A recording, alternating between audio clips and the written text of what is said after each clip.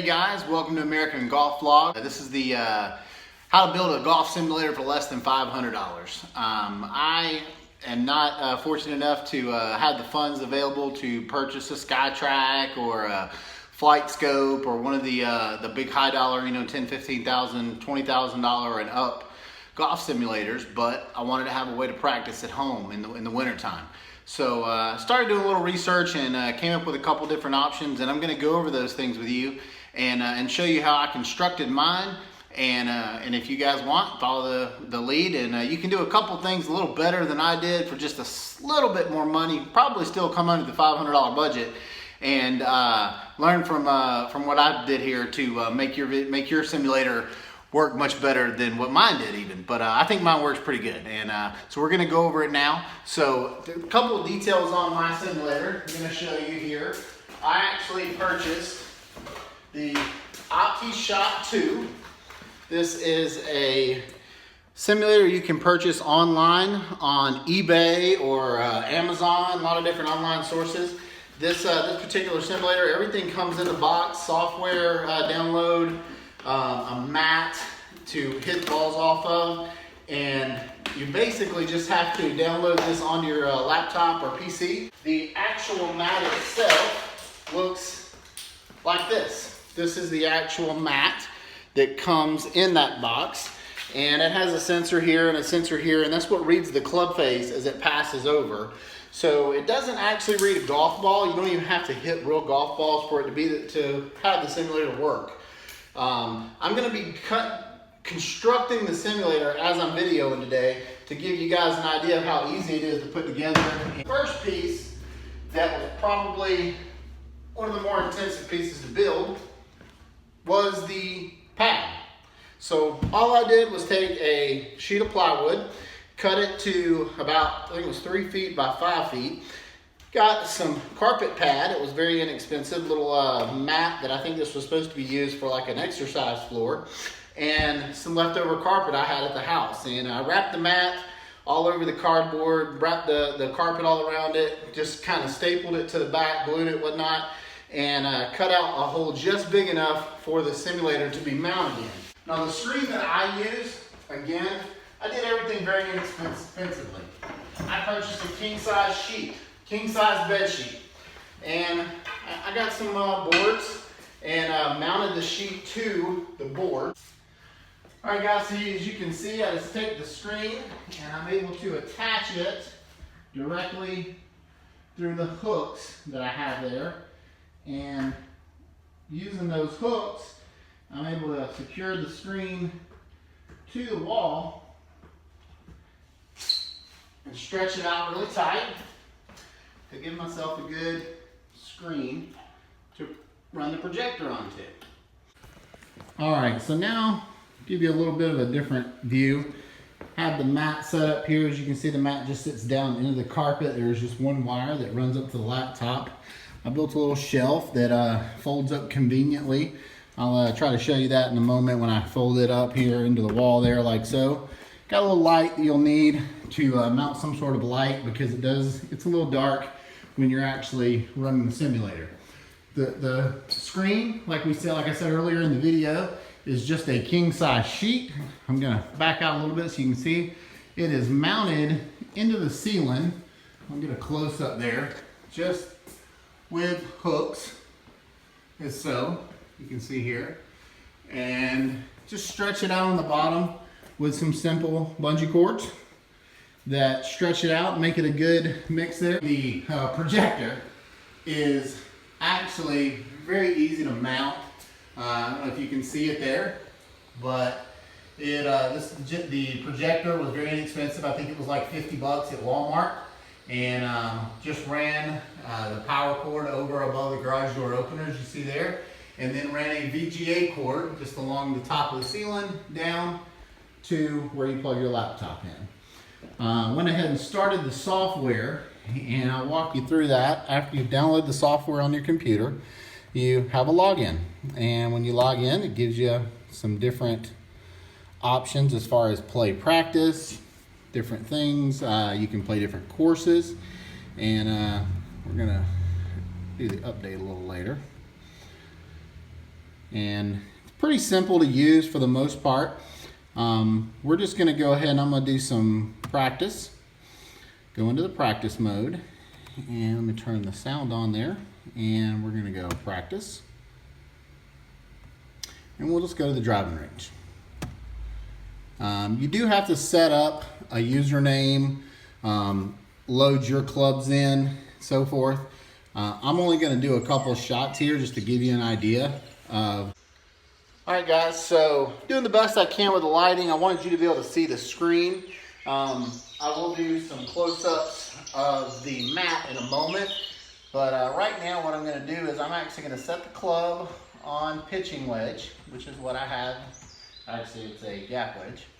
So we'll set it to gap wedge, and went ahead and preloaded all my clubs, and all I do is, you can see it has the shot shape set up to hit a straight ball, and the flag, I can move the flag. The flag automatically, when you go to a pitching wedge, I believe goes to 123 yards. So, or a gap wedge, I mean. And I'm just gonna put a little swing on it here for you.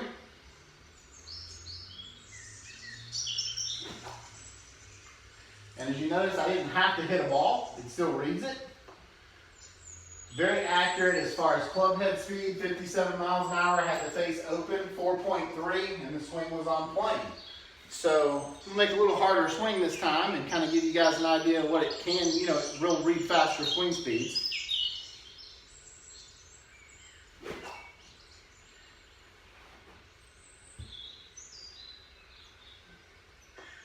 So there you go, 110 yards, 67 mile an hour on plane. Closed 1.8 degrees. Next one I'm gonna hit a 7-iron. I'll change the club out on the computer to a 7-iron. And it's as simple as a click, and I'm gonna give you guys some screenshots in a moment. And we'll set the flag out at 177 yards and see if we can hit a good shot here.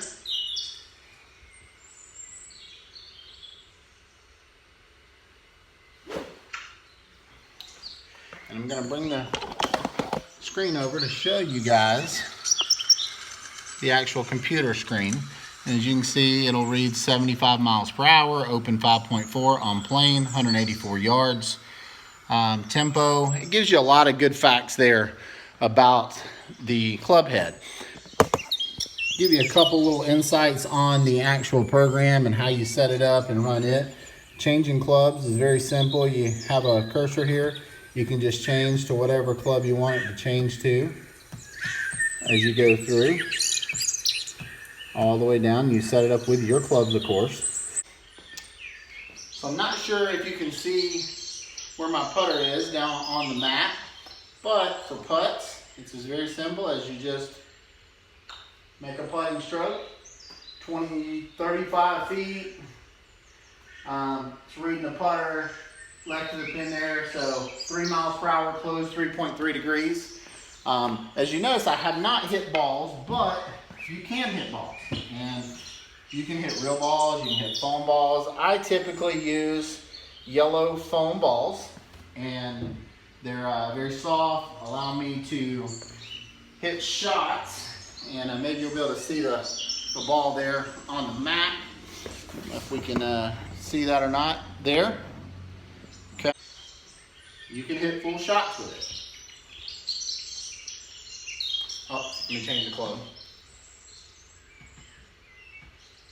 Back to a gap wedge.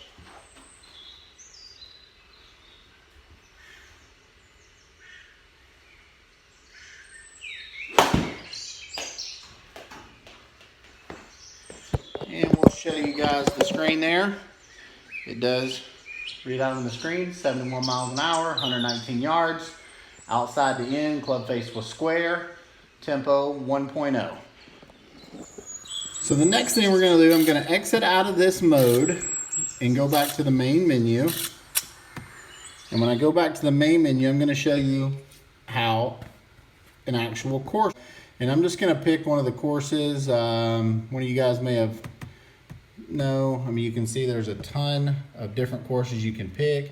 Some you have to pay for. The ones with the green dots next to them do cost more. But all of the ones that do not have a green dot are available. So as you can see there's Ponte Vedra, red wickers, oysters. So for right now, let's just go ahead and we'll play Palm Desert Canyons. It's gonna bring you up onto the first tee. And everything you're seeing here on my computer screen, just to give you an idea, it is here on the projector screen as well. It's very dark in this video, of course, but here in the garage, it's very clear when I look up at it. And when you have your selection of club here at the bottom, it's got me set up as my TS2 as my driver. Now, one of the things I like most about this simulator is you don't actually have to swing the driver. You can swing other clubs and it still reads just the club head speed. So I'm gonna go ahead and do that. I'm actually gonna swing a hybrid and in the place of a driver. You can hit balls or not hit balls for just to kind of show another example of what it looks like when you hit balls. I will put a ball down for this one. And this is a tee shot. The computer's gonna read it as a driver and not as a hybrid.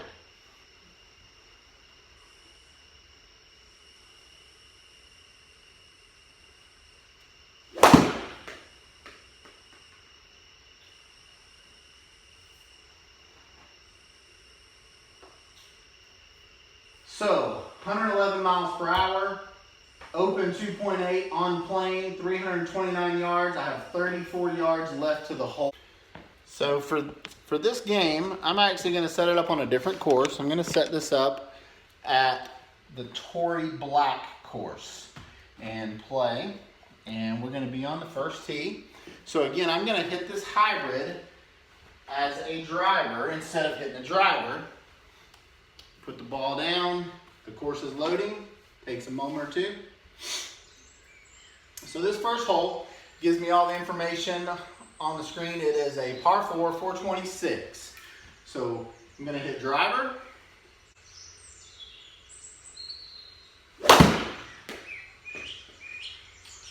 Little cut shot, carrying out at 318 yards. I had 110 mile an hour. The club face was open 2.9. Oh, I'm sorry, 2.3, and it was an outside the end swing. That's why I had a little cut shape there. I have 107 yards left to the pin. It's giving me a sand wedge. The simulator, again, is reading the path and the speed, not necessarily the club or the ball. So, I mean, it is reading the club, but it's reading the club path and not the loft of the club.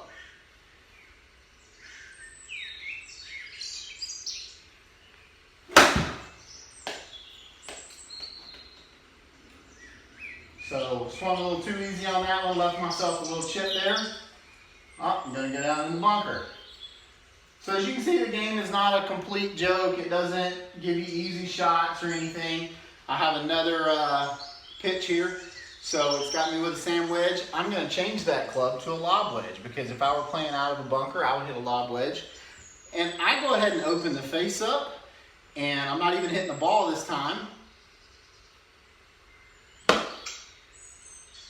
And it allows me to chip it right out. I do have it set anywhere inside, I think 8 feet is a gimme putt because the putts are not totally accurate on the simulator. It just gives you an idea of face the path on putt. So I'll park that hole. Next hole is another par 4. Trying to hit driver again to start, and I'm not going to hit a ball to show you that it still reacts the same way.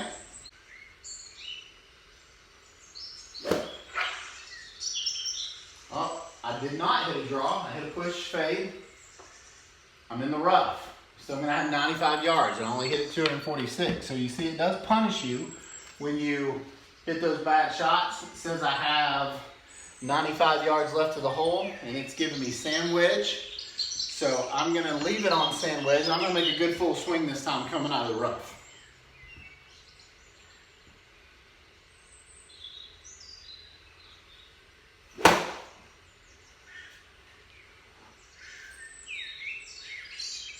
And I'm on the green. 24 feet away, so we will get to see a putt. And you can putt a ball. You can putt a real ball, you can putt the foam ball, or you can not putt a ball at all. There is a little reading here where the ball would be. I can set the club face up to it. Putt's going a little right to left, 24 feet.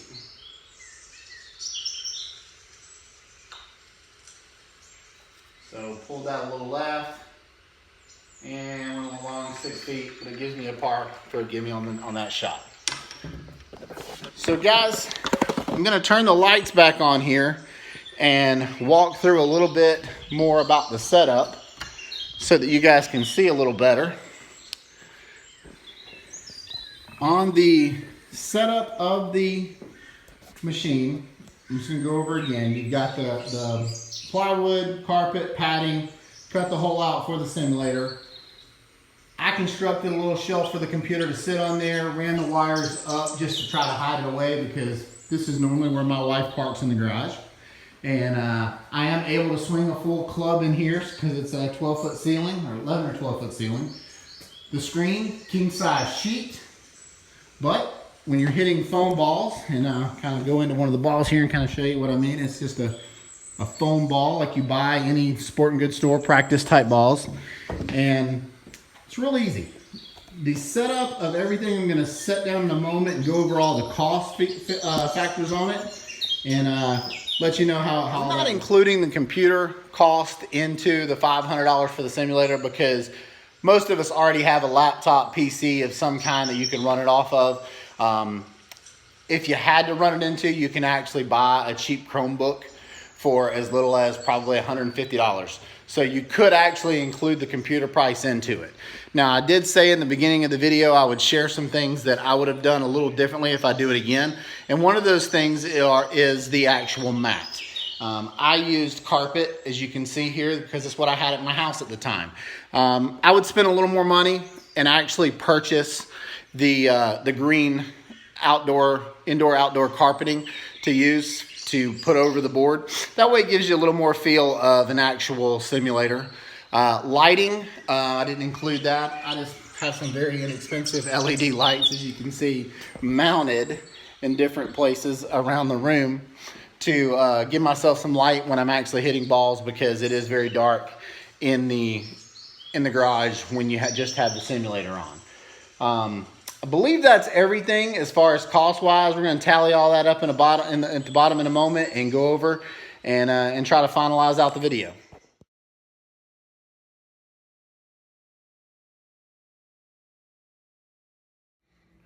Hey everybody, hope you enjoyed this video of how to build a simulator for less than $500.